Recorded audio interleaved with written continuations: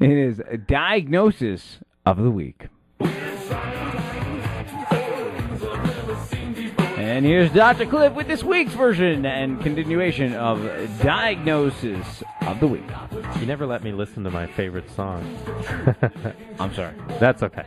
All right, you know what? We're talking about senior pets. Last week we talked about otitis externa, ear infections in dogs. So this week we are going to focus on cats. We're going to focus on a diagnosis seen in older cats. So, Aaron, how old is DeBobs? 4, actually. 4 years old. Okay. So let's assume DeBobs is now 12. Okay. 8 years just flew by just like that, as happens when your kids grow up. DeBobs starts to, I diagnosed DeBobs with spinal arthritis, spinal and hip arthritis. We're already looking into the future. There you go. Yeah, that's right. Wait till you get my bill.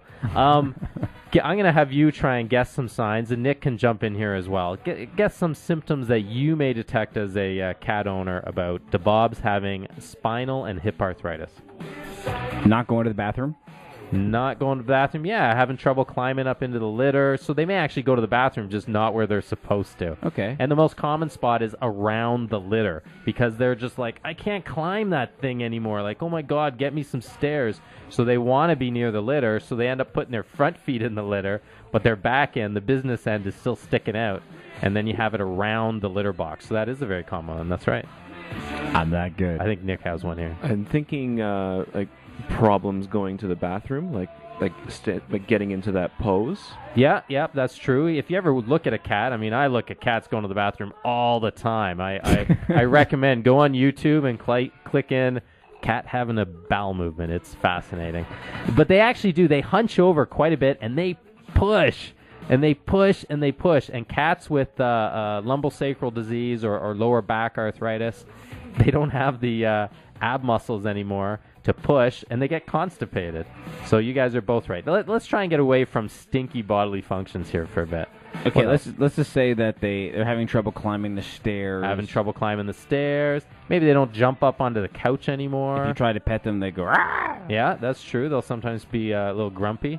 What about a loss of appetite? Ooh, very good. People don't realize that cats are the most finicky animals in the world when it comes to their appetite. If your cat is sort of chronically just being more picky, there's pain somewhere. And it's usually either oral pain due to dental health problems or just kind of chronic, just, oh man, my whole body aches. So that's a common one. People will come in here and come into my clinic and they say, yeah, my cat's not eating as much as he used to and this and that. And I check his teeth and his teeth are going good and the rest of his exam's all right. And then I say, I think he's got some arthritis. And I go, I'm not here for a sore back. He's not limping. He doesn't have, knee arthritis or hip dysplasia because they always think of their dogs. But I say, yeah, but that's how cats determine or show that they're in pain. So cats are very tough because both cats and dogs hide pain, but cats hide it 10 times more than dogs do. They're not pack animals, so they don't have that sort of social communication skills the way dogs do. They're kind of aloof and more individual, so they hide things. They hide their emotions. They're like the single male, out there in the human world, except we whine, I think, a whole lot more. But anyway, so those are all perfect examples. So if you take your senior cat to the vet and you have some of these concerns, or he or she asks you questions and some of the answers are yes regarding these concerns, your cat may have lumbosacral arthritis, and he's going to recommend some X-rays to confirm. He's going to and show you sort of the calcified discs and the fusion of the joints. He's going to end up doing a little bit of blood work because he wants to make sure the kidneys are functioning well and the livers are functioning well, so that he can then prescribe pain medication. And cats will go on prescription, only cat only, don't use human, prescription anti-inflammatories that are sort of like prescription aspirins, and will take your cat's pain away. And will add years of enjoyment, and everyone ends up saying, oh, my cat's getting old. I think he's doing okay. He's not suffering. You're right, he's not suffering, but he's not thriving.